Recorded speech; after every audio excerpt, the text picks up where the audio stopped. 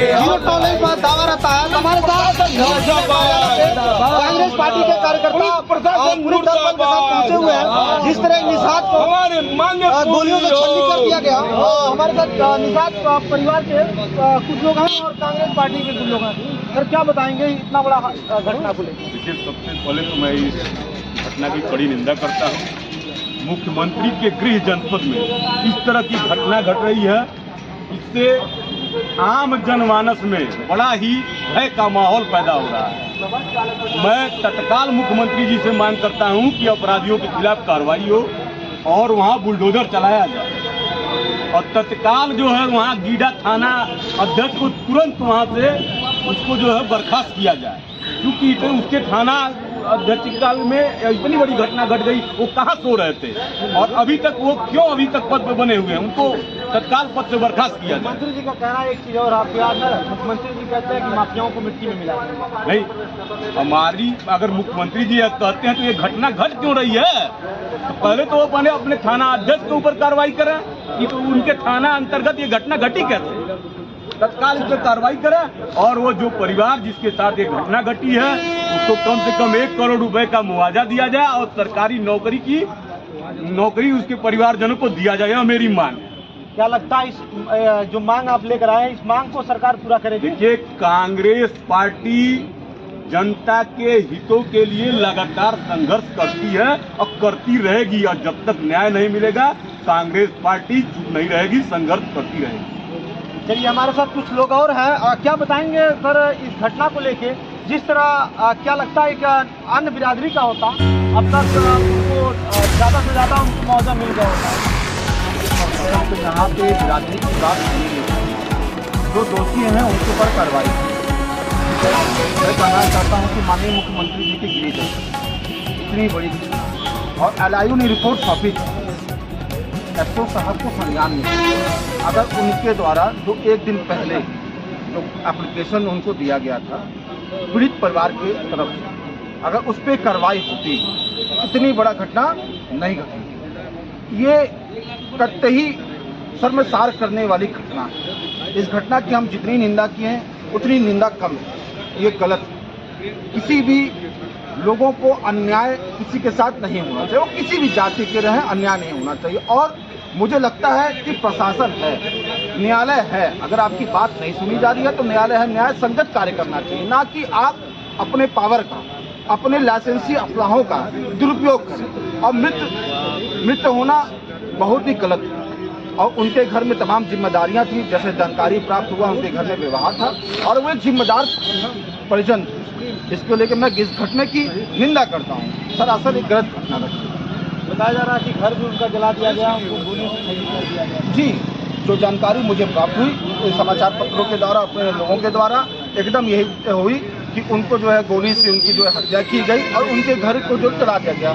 हम आज दिलीप निषाद जी के नेतृत्व में हम ये डीएम साहब के माननीय मुख्यमंत्री जी को, डीएम साहब के माध्यम से माननीय मुख्यमंत्री जी को ज्ञापन सौंपने हैं और हम ये मांग करते हैं, 7 सूत्री मांग। उसमें हमारी ये मांग है कि जो उनके आवास को जलाया गया है उसकी जो है भरपाई की जाए, लाइसेंसी असलहों को निरस्त किया जाए और वहाँ के जो एसओ हैं, क्योंकि उनको ये घटना पता था तो कहीं न कहीं उनकी संलिप्तता है, उनको तत्काल प्रभाव से निलंबित किया जाए।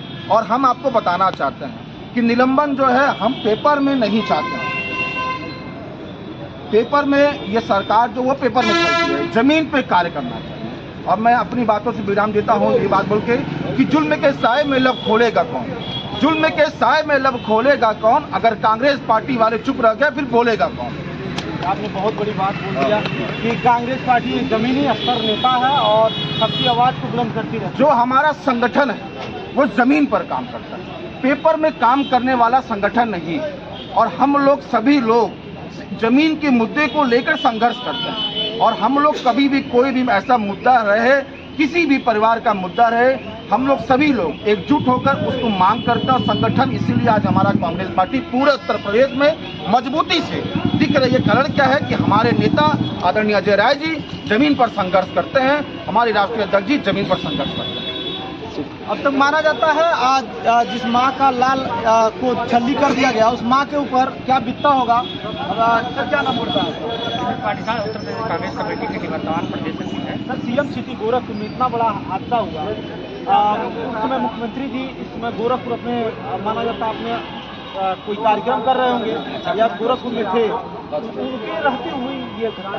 यही तो संसार की कहानी है कि माननीय मुख्यमंत्री जी गोरखपुर में रहते हैं और जो उनके सजातीय लोग हैं उनका हौसला बुलंद कि भाई हमारे तो सीएमए साहब हैं, हम उनके सजातीय हैं, तो हमें किस बात का डर है, चलो मारो गोली। और वो असला उठाते हैं, वो असलाह जो है वो अपने उनके पिताजी का है, वो उनके मरे 5-6 साल हो चुके हैं और लेकिन अभी भी वो असला रखा गया, वो असला लेके आते हैं मार देते हैं। तो ये भाई कानून कहीं न कहीं कमजोर हुआ है, कानून को धज्जियां उड़ रही है यहाँ पे। जब एसओ साहब के संज्ञान में था, एसओ साहब ने संज्ञान क्यों नहीं लिया? एसओ साहब भी सजातीय हैं और जो लोग गोली चलाए वो भी सजातीय है, माननीय मुख्यमंत्री जी भी सजातीय है। तो कहीं न कहीं लोग सजातीय का अपना कर रहे हैं और जो दबे कुचले लोग हैं, निषाद लोग हैं या हमारे पिछड़े लोग हैं, उनके ऊपर बुलडोजर की कार्रवाई होती है। अभी यही मामला किसी और का रहता तो माननीय मुख्यमंत्री जी के पुलिस अभी तत्काल पैर में गोली चलाती है और उनको लंगड़ा कर देती है, उनके घर पर तत्काल बुलडोजर चलवा देती है। लेकिन हम सजातीय नहीं है, गरीब है, निषाद है, पिछड़े हैं, तो इसलिए उनका शोषण हो रहा है। ये सरकार भी शोषण कर रही है। सरकार सिर्फ वोट लेना जानती है और उनका सारा श्रेय उनको अपने सजातीय लोग को दे रही है कि आप खुलेआम जो चाहे मर्जी करो, हम कोई कार्रवाई नहीं करेंगे। क्या बताएंगे इस घटना को? घटना से बताएंगे उसको सजा मिलना चाहिए, उसका घर की मांग है, उसको आर्थिक व्यवस्था होना चाहिए और लड़की का शादी होना चाहिए। मांग है, नहीं मांग होगा तो हम लोग लड़ाई लड़ेंगे, हम लोग किन धरना देंगे, हम लोग उसमें आर्थिक मदद काफी किया गया। यही हम कहना चाहते थे कि मैं लगातार इस बात को कह रहा हूँ कि आज जो प्रदेश की स्थिति है वो जाति धर्म के नाम पर जो भेदभाव पैदा किया जा रहा है वो मुख्य कारण है अपराध के बढ़ने का। आपने जो अब मुद्दा अभी बताया कि विशाल सिंह जी की जो हत्या हुई वहाँ देवरिया में, देखिए करणी सेना के दबाव में तमाम वहाँ पे पुलिस अधिकारी जो है सस्पेंड किए गए, उनको सहायता दी गई और जो अपराधी थे उनको पैरों में गोली मार के उनको गिरफ्तार किया गया क्योंकि वो जो है किसी धर्म विशेष से आते थे अपराधी। आज जो है यही जो गृह जनपद में मुख्यमंत्री जी की घटना हो रही है लेकिन अपराधी जो है वो निरंकुश घूम रहे हैं। कारण क्या है? मुख्य कारण यही है कि जब भी जाति धर्म के नाम पर अपराधियों से भेदभाव किया जाएगा तो अपराधियों का मनोबल बढ़ेगा और निश्चित रूप से प्रदेश में अपराध पे कोई रोक नहीं पाएगा। और आज की घटना यही साबित करती है कि कहीं न कहीं चूक हुई है प्रदेश सरकार से।